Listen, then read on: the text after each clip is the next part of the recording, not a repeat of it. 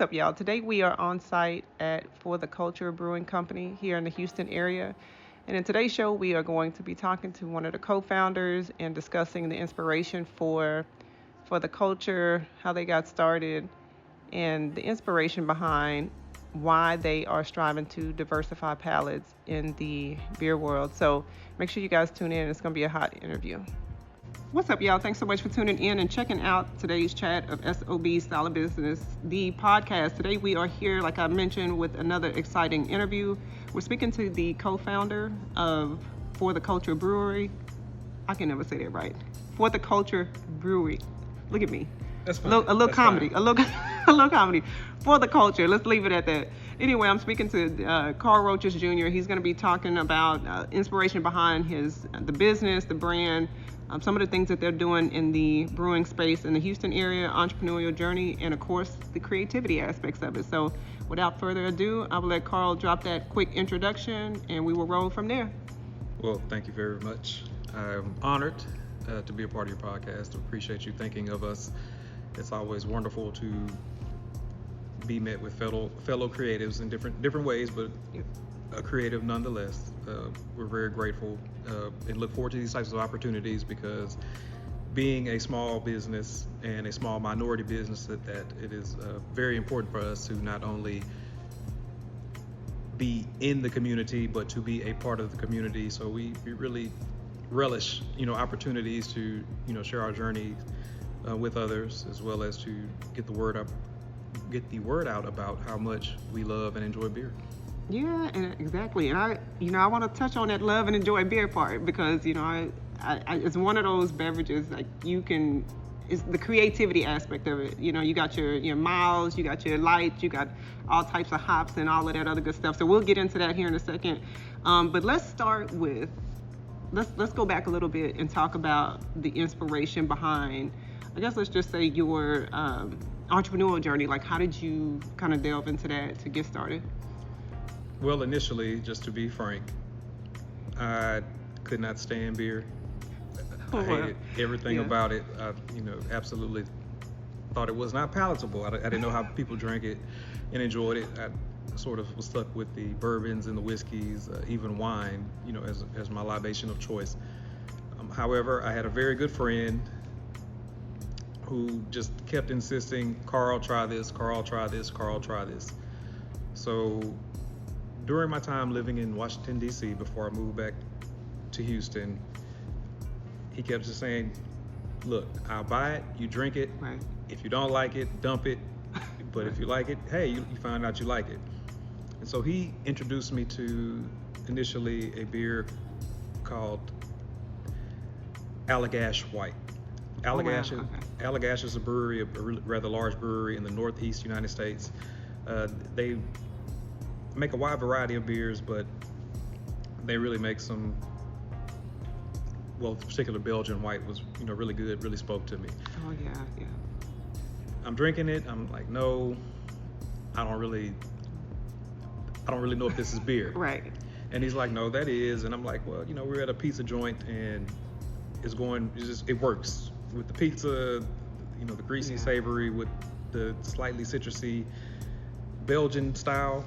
It worked. Yeah. And so I was like, okay, that wasn't so bad, but I still wasn't convinced. So when I moved back, he told me to try this additional brew called Unibrew, which is the company La Fin du Monde. Okay. It's a Belgian style tripel. In layman's terms, that just means it's sweet on the front end. Okay. I was just about to ask. Strong on the back end. Got The Belgian Trappist monks really love their candied sugars, brown sugars. So a lot of their beer, a heavy part of the base is candy sugar. Well, sugar is a fermentable that cranks up the ABV. So a lot of Belgian styles can be very strong, like Really? 7, 8, 9, 10, sometimes or more percent. Another unique aspect of it is that in addition to that sweet front end, you also get a very fruity back end, as well as spicy not in terms of like jalapeno pepper, okay, got it. but spicy in terms of the phenols that come off it. It's like when you take a shot, you'll feel it. Okay, yeah. You can feel it. Yeah. But with those fruity Fireball. esters, you get like sweet. Then you might be in that particular style. You might taste flavors of apricot, banana. Sometimes people might say they taste dates or raisins. Really? Okay. As part of what the yeast did on the back end Okay. to help create some of those flavors. And so he said, hey, Carl, get you a bottle of this, try it, and then let me know what you think. I follow his instructions, and I'm about halfway through the bottle, and I find myself kind of giggling. I'm like, no, what's on TV is not this exactly, funny.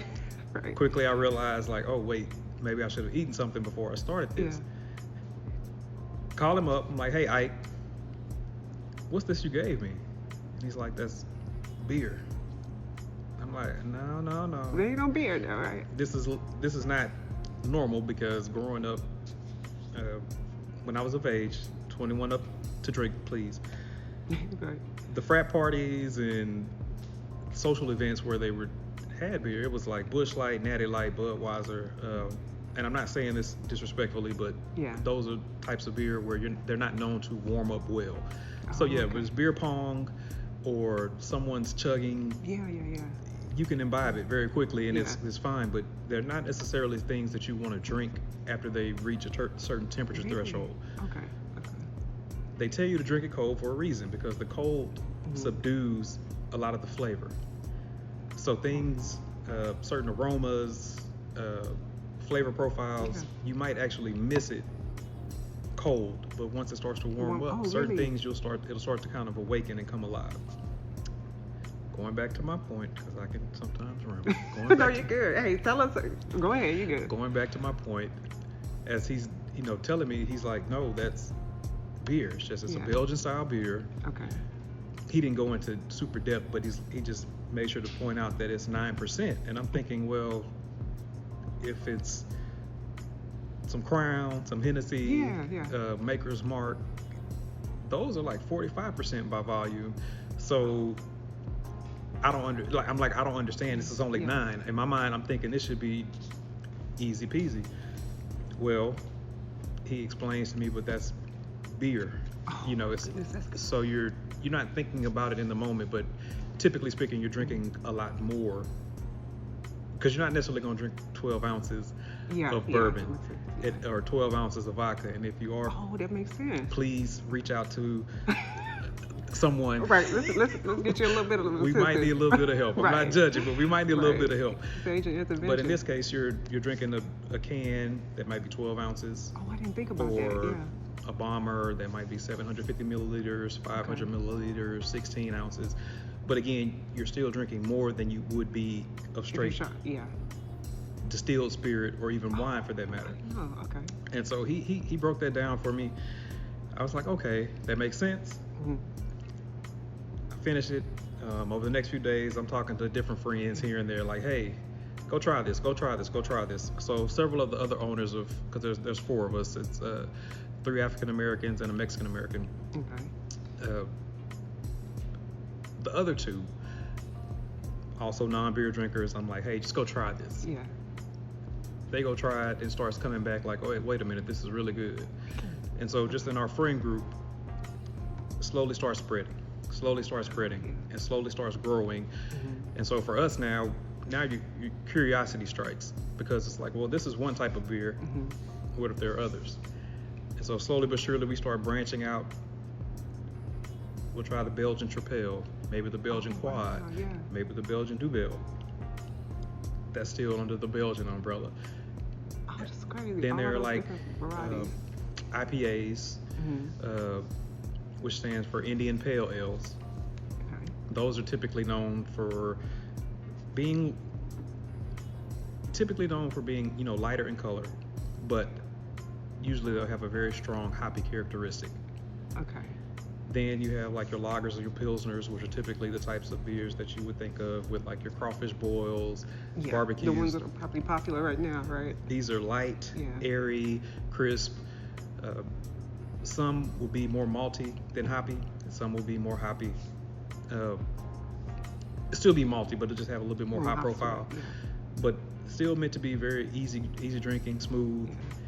And then the list goes on. When it comes to like now I know you just described the Belgian style. Mm-hmm. Like, so give me an idea of like how, I guess how diverse is like the different types of beer when it comes to like specializing in one kind. Like how wild can it get? Because I know you told me like you got the sours, you got the light color Belgians, all the different types. Like is it that extensive? In a sense, it's almost limitless. It's almost to Wow. whatever So you can can you create something? think or craft. Okay. There's a company out of Fort Worth. They're known for just extremely experimental beers, pickle beer, hot Cheeto beers. Hot Cheetos? Really? There was a brewery that unfortunately is no longer in business, but was based out of San Antonio. They did like a red Fanta beer, for instance. Really? Okay. So you have that section of breweries that'll do things like that. So is it like I guess you would call them like specialty type, or is it like I guess you can be as creative as you want to be when it comes to I guess brewing, they right? would typically refer to those as maybe highly adjunct beers. Okay. Adjuncts being just things that you add Into the, because you can people add whatever stouts, marshmallows, graham crackers, chocolate, cocoa nibs. I've seen things like cakes, rocks. Really? Like certain types of hot Creativity. rocks Yeah. or lava rocks. Yeah, the excuse lava me. rocks. Yeah. People have put those into different beers. So it's really one of those things that is up to your imagination. Now there are traditionalists that feel as though beer is only 4 ingredients: water, grain, barley grain, hops, and yeast. Mm-hmm. If you go to Germany, and they'll be like, nope, That's not it. This is it. These 4 ingredients. But then, especially here in America, there was a time, it's not as prevalent as it used to be.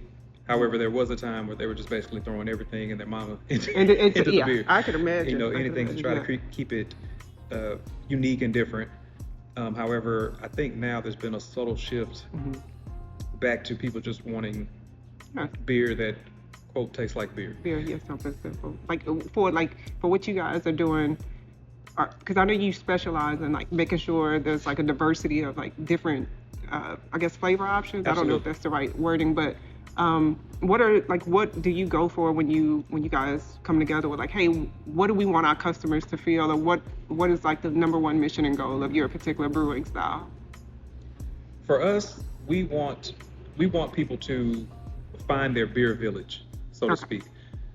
We try to keep a wide variety of flavors and profiles on tap, from your, I think I heard you mention like mild beers. That would be something like the lagers, or I think of like lager or Pilsner style or lighter ales, things that you can drink a handful.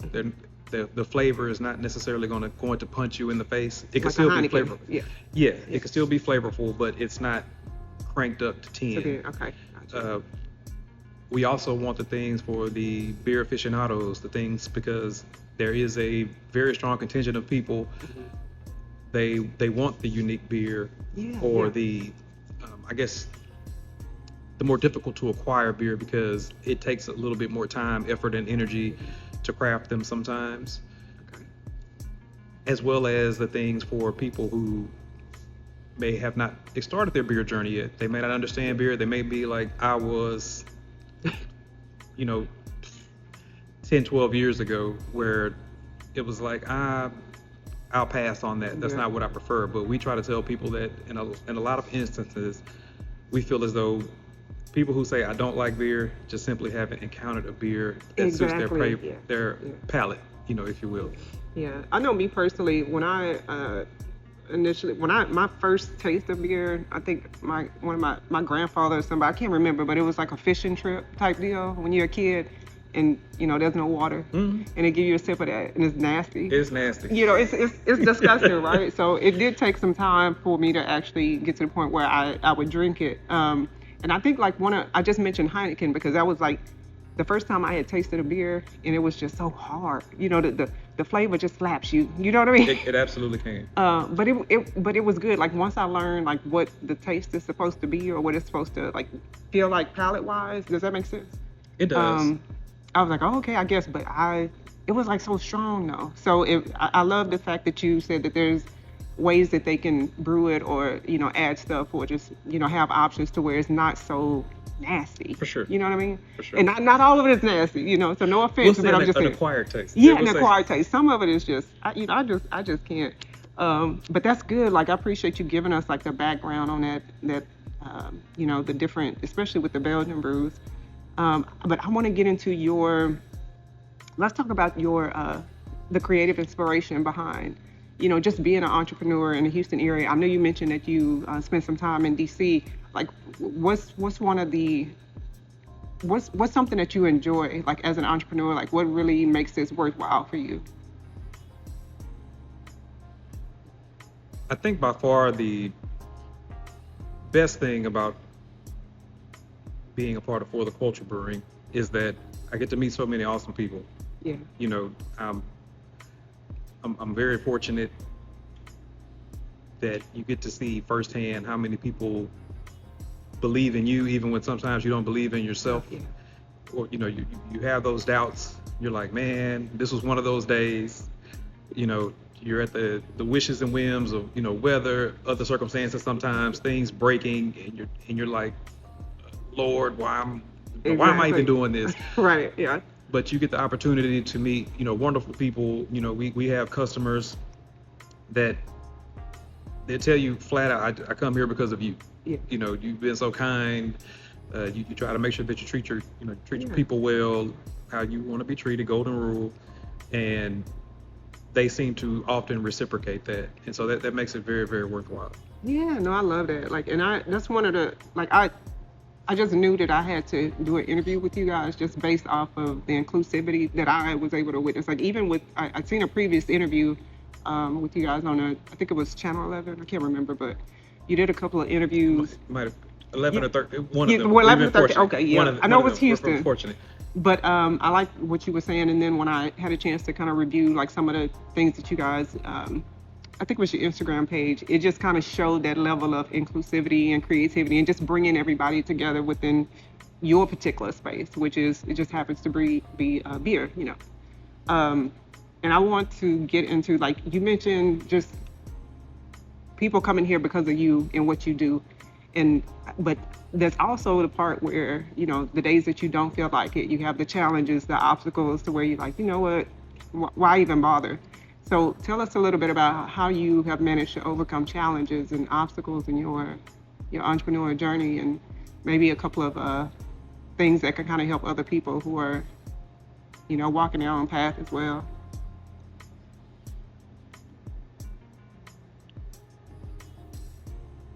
I think probably the biggest thing is to take the victories when you get them. Yeah. And appreciate those victories. No, it's not the end of the journey, but sometimes, even though it's hard to do in the moment, you still have to look up and pat yourself on the back and say, hey, we're doing it. Exactly. Something seems like it happens every other day that'll have you rolling your eyes into the back of your head, just thinking like, what can it be? What now? Exactly, yeah. But then when you sort of take a step back and take a deep breath and you say, well, okay, well, look at all that you've accomplished, it helps to kind of keep the goal in sight. I'll always remember the build up to us getting open, just being able to open the door and to finally sell a drop, because everything that we do had to be done on the front end. Yeah. Equipment, leasing arrangements for your building, things for your tap room, your utilities, all of those types of things had to be done in such a way on the front end, and no matter what, we couldn't make a dime. Based on the beer. Like, if people were kind, if they bought shirts and glasses that we would have available, just try to do support. But of course they're wanting the beer. So even that, you can't sell enough T-shirts in the world because Exactly. they still want the beer. Yeah. But then you realize, like, hey, we're cool, we're finally open. Yeah. But then you realize, like, oh shoot, we just got to the starting line. In the grand scheme of things, we were putting on the track tights and getting the cleats gear, on, looking good, getting right? blocks. Right. But we hadn't actually heard the gun yet to actually start running. And so for the last guess, year and 5 months now, Yeah. you know, you're actually doing the running. Some days sprinting, some days crawling, Oh man. some days just keeping pace. Yeah. But you kind of realized that's something to be proud of, you know, in that moment. And I think those things really help.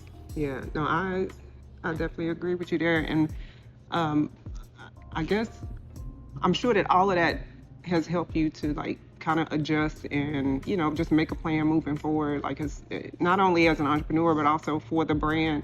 So tell me, like, has there been any specific one life lesson that has helped you to cultivate how you're going to move forward in the future when it comes to the entrepreneurial journey?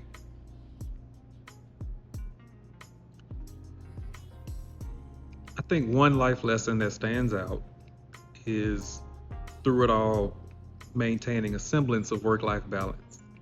Yeah. I think that as a still relatively new entrepreneur, you can never overestimate the amount of time it takes to keep your business running and in a good place. However, if you happen to have family, if you happen to have children as part of that family, that's a whole other level of Exactly. difficulty. A whole different thing. Yeah. And I think keeping in mind as well that you have to be able to put time in that to maintain that in a good place. In addition to, many entrepreneurs don't get to start in a place where they can just say, we're going gung-ho, balls to the wall, if you will, Yeah. and everything else can be dropped. You know, like in my case, and a lot of us owners in For the Culture, we're still managing other jobs, as well, because you're trying to build, and sometimes you're trying to have that money to put back into your business, so that you can try to help it grow and help pump it up. And so I would think that balance is probably the largest thing that I've had to kind of take to heart, because at first it was like go go go go go go go go go, and then you're like, I hadn't seen my kids. Oh wow. And you get home sometimes late, and all you can do is go give them a kiss good night, but they're knocked out, so they don't even know you were there. Try to get cleaned up, maybe eat something, go to bed type of situation. So it's those types of things that you're like, hey, I need to make sure that I'm still carving out time to go to certain functions, school events, make sure that things are good. Because otherwise this can be all consuming, and you'll look up or rather I don't want to look up and miss those days, miss those things, and then you're like, oh shoot, y'all are grown now, before you know it. Yeah, it definitely flies by. No, that's a perfect lesson. I think as entrepreneurs, sometimes we're just so excited about the mission and the potential of Absolutely. our product or company that we just lose sight of everything else. But I love the fact that you shared that. And before we wrap up, like, okay, what resources, like say for instance, there's an entrepreneur that's listening and they have no clue, they just want to get started. Can you share with us like some of the things that you would recommend or things that you would do in order to at least take the first step? Because that's the biggest part, right? It's taking one step toward the goal. If you'll share that with us, and then also give us some inspiration, like a quote that you live by, or just some encouragement to the audience as well. Okay. Help me with what was the first question again? The first one, and I know, like I have like, so to be honest, this interview could be an hour, but we'll save that for another time. I'm trying to like get everything in for this particular setting. Up to you. I'm here. Right. Y'all are VIP. Right. I appreciate it. But the first question I had was like, for somebody that's a brand new entrepreneur, for instance, or somebody that's just inspired to get started on their entrepreneurial journey. They don't have a clue where to start. They have the idea.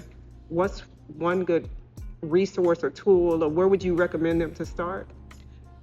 For any new entrepreneur, I would encourage them to find similarly situated individuals in the field that they're in or looking to get into. I thought maybe reading books would do it. I thought any other way to gain that knowledge that involved like researching this, Google, like how do you do this. But what I personally found was most effective was going to other breweries, making friends and associates with other owners of breweries, then gently like, hey, if I were to start WXYZ, what do you think of that? Do you think this might work? Because so many of them, you think that the challenges that you face are unique, but you realize it's all around the world, it's the same song. Exactly. It comes right back. Yeah. They have the same issue. This person has the same issue. This person has the same issue. And before you know it, you're like, you don't know my life. Because you're basically, you jokingly, of course, but you're like, they're living or have lived the same things that you're in the process of coming up against. And I think by far that was some of the most helpful stuff in terms of how to navigate this, understand this, because our industry is so heavily regulated that you would almost have to work for one of the government agencies. Oh, wow. Yeah.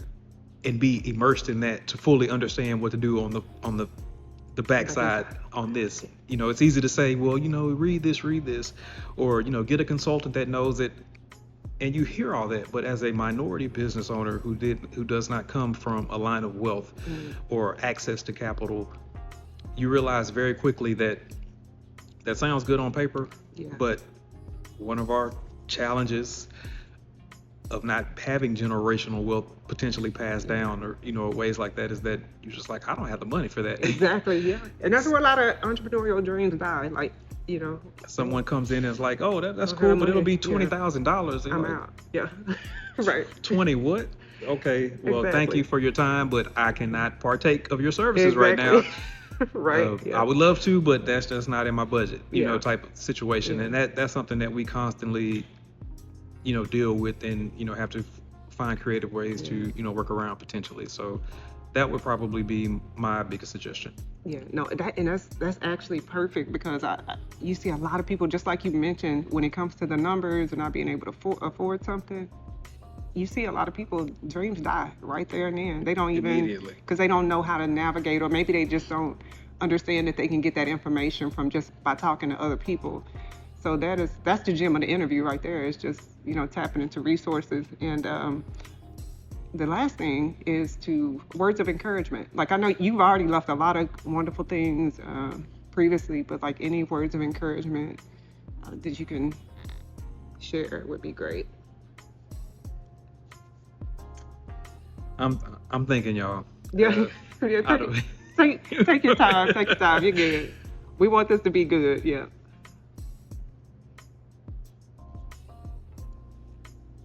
Probably the biggest encouragement would be to simply enjoy the moment.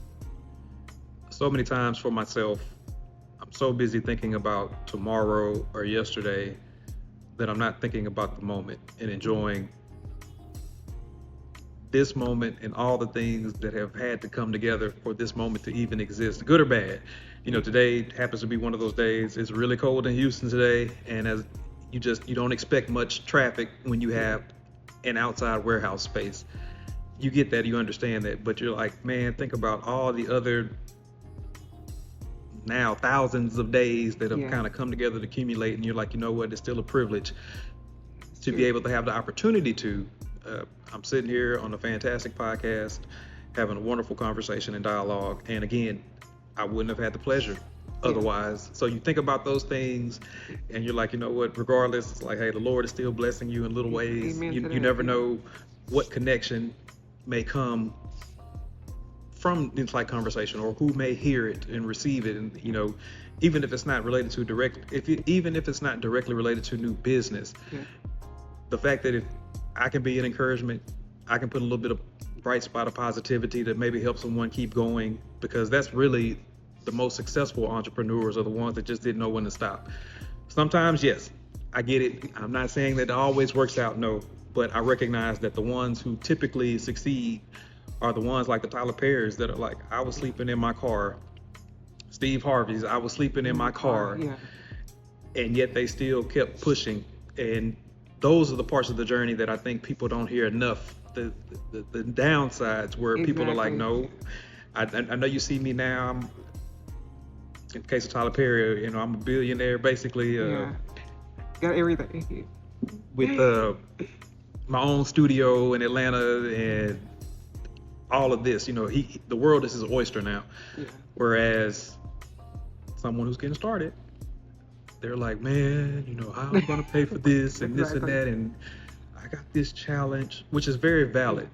But if you keep pushing and allow yourself the opportunity to succeed, the universe generally tends to reward that. So that would probably be my word of encouragement. Excellent word of encouragement. No, that's perfect. And Carl, before we wrap up, drop your social media handles where we can reach and connect with you online if there's anybody in the area that wants to come visit the spot, or just where we can find you.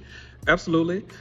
You can find us on Facebook, Instagram, and Twitter, or excuse me, I guess X, formerly known as Twitter, at For the Culture BC, as in Brewing Company. Again, that's For the Culture BC, as in Brewing Company, all one word.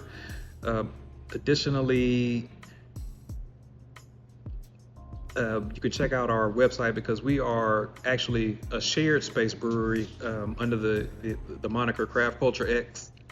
And so you can check out Craft Culture X for Craft Culture Exchange, because we are a majority black-owned brewery. However, we are very much Mexican-powered.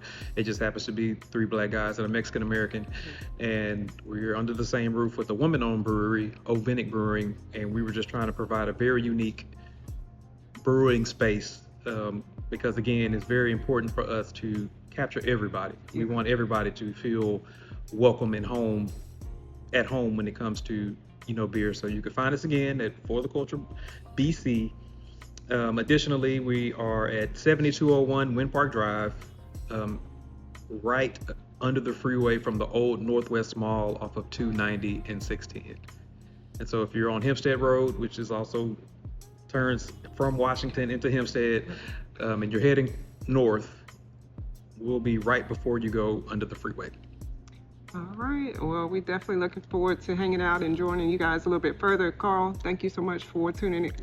Look at me. Tuning in. You tuning in one way or another. Thanks so much for joining me today. I appreciate you, and thank you for this Keetria. conversation. We appreciate it. Thank you.